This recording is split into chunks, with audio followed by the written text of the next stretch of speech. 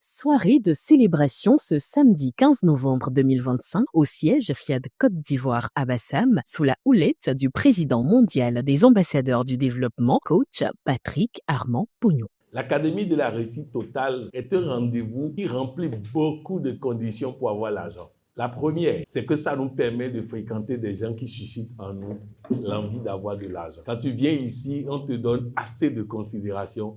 Tu te dis non, il va falloir que je change de catégorie. C'est un rendez-vous qui cultive en nous l'envie de réussir, l'envie de gagner, l'envie de vaincre. Alors bienvenue à la connaissance, car nous allons en partager suffisamment ce soir.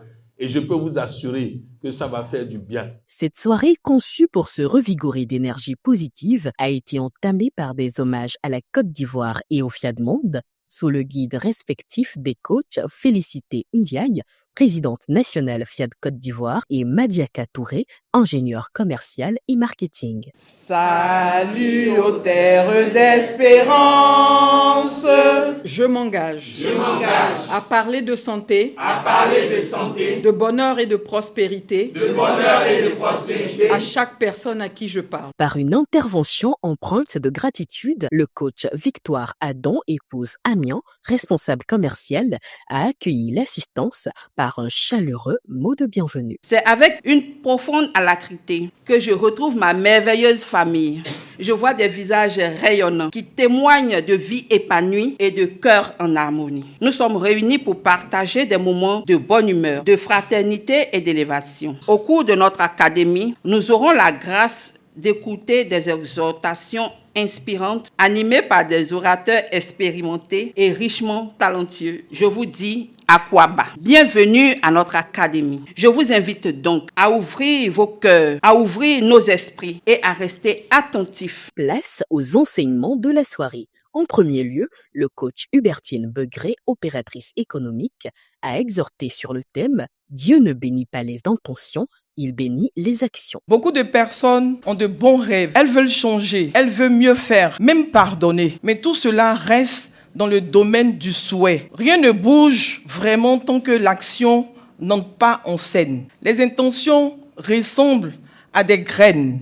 Mais une graine posée sur la table ne donnera jamais un arbre. C'est comme la programmation. Ces paroles fortes, il faut les activer pour qu'elles se manifestent dans nos vies et portent des fruits. L'intention seule, sans passer à l'acte, ne produit aucun résultat. Dieu ne bénit pas les vœux, il bénit les pas que tu fais. L'action, c'est la preuve que tu crois vraiment, que tu es prêt à avancer. Chaque action, même petite, est une déclaration d'engagement. Elle a été suivie du coach Lucien Gokra, entrepreneur, qui a abordé la puissance de commencer. Toute grande réalisation commence par un premier pas. Beaucoup attendent le moment parfait ou la certitude absolue, mais la puissance n'est pas dans la perfection. Elle réside dans le commencement. Dès qu'un premier pas est posé, une dynamique renouvelle se crée et attire les forces, les opportunités nécessaires. Le premier pas réveille l'énergie intérieure, clarifie l'esprit et renforce la confiance. Commencer maintenant, même sans tout maîtriser, affirme la dignité personnelle et brise la stagnation. Celui qui ose aujourd'hui avance déjà vers sa meilleure version. Puis, le coach Virginie Assis, propriétaire de magasins de maroquinerie, a rappelé que l'admiration est le carburant oublié de l'amour. L'admiration découle de l'attention. L'attention peut se définir comme le moteur ou le carburant de l'amour. Lorsqu'il n'y a plus d'attention, c'est-à-dire d'admiration, d'éloge, quand on cesse de voir le beau, le vrai, le bon et qu'on entre en jugement, l'amour fuit par la fenêtre. Dans beaucoup de couples, des femmes quittent le foyer. Les hommes s'en vont, non pas parce qu'ils n'aiment plus, mais parce qu'ils ne sont plus l'objet d'une attention soutenue.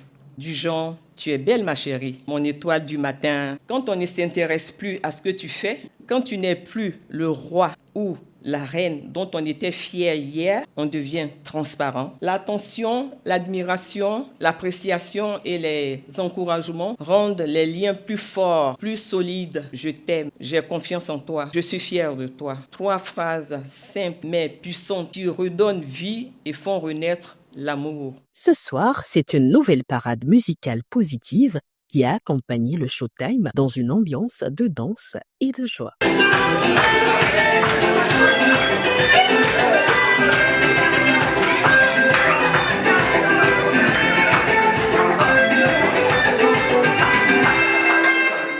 Gérer l'attente sans perdre la foi fut le thème développé par le coach Jaha Monique, expert consultante en gestion. S'excusant de son absence, son exhortation a été lue par le coach Reine Pago, puis enrichie par le maître de cérémonie, le coach Patrick Armand Pognon. L'attente représente un temps inévitable dans la vie. Cette période peut être courte ou longue. Elle peut être traversée d'incertitudes, de tensions ou de doutes envers Dieu et envers nous-mêmes. C'est pour cela qu'il est essentiel d'adopter les attitudes qui permettent de vivre ce temps de manière constructive. Pour préserver la foi, il devient nécessaire de garder une confiance totale en Dieu et de croire que tout s'accomplit selon sa volonté parfaite. L'attente constitue une phase incontournable de la vie. La vivre de manière positive permet d'habiter une paix intérieure profonde qui ouvre la voie à l'action de Dieu. L'attente n'est ni une punition, ni un signe d'abandon. Elle représente une occasion de purification intérieure, un rapprochement de Dieu et une préparation du jardin intérieur pour accueillir les fruits qu'il réserve. L'attente fait partie intégrante de son plan et Dieu ne se trompe jamais dans le timing. Gérons l'attente sans perdre la foi. C'est dans le calme, la sérénité, que ce que vous attendez de Dieu, vous vous rendez compte que c'était à côté. On a les yeux sur lui et on se plaint de lui. Oh, il a déjà déposé à côté. Mais les lamentations ne nous permettent pas de regarder à côté. Que Dieu nous donne de rentrer dans ces révélations afin de vivre le meilleur. Au moment de l'appel à contribution, le coach Mélanie Lorgne, responsable dans un presbytère, a invité chacun à utiliser la générosité comme semence pour récolter davantage. La contribution ne signifie pas seulement donner de l'argent. Contribuer, c'est aussi comprendre que personne ne peut tout faire seul, comme dans un corps.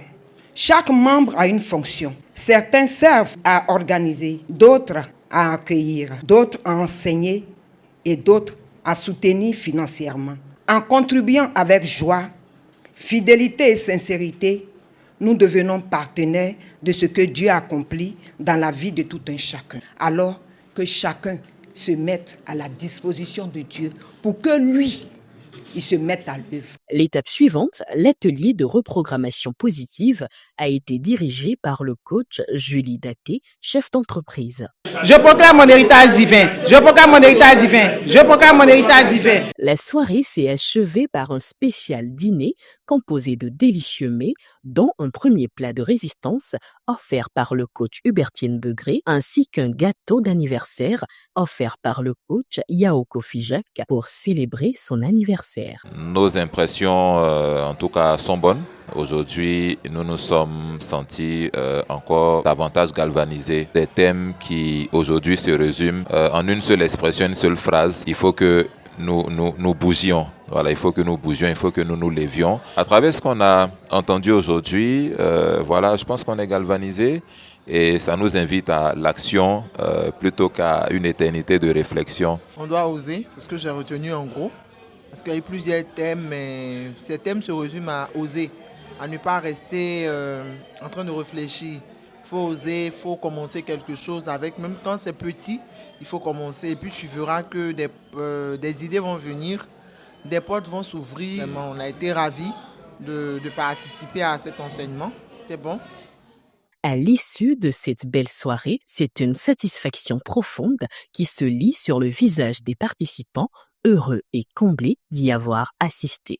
Car ici, il n'y a que du bonheur qui est partagé.